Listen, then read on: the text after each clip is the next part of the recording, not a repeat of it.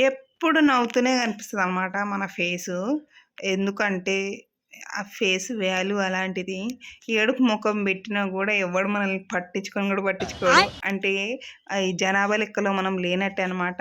అందుకే మనము ఎక్కువ పట్టించుకోకుండా మన లైఫ్ మనం చిల్లయిపోతామనమాట.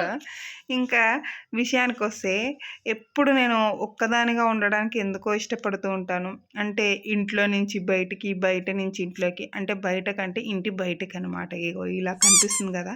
ఇలా కూర్చొని బయట కాఫీ వాటరో ఏవో ఒకటి తాగుతూ, బయట అటు ఇటు అబ్జర్వ్ చేశాననమాట. చూసి నాకు నేనే నవ్వుకుంటాననమాట. ఇక్కడ మీకు ఒకటి దృశ్యం చూపిస్తాను. ఎందుకంటే నేను హాట్ వాటర్ తాగుతుంటే ఒక మంచి దృశ్యంగా అనిపించింది. ఇంతకుముందు కూడా కనిపించింది. అక్కడ అన్న చూసారా? ఎంత బాగా ఎక్సర్సైజ్ చేస్తున్నాడో.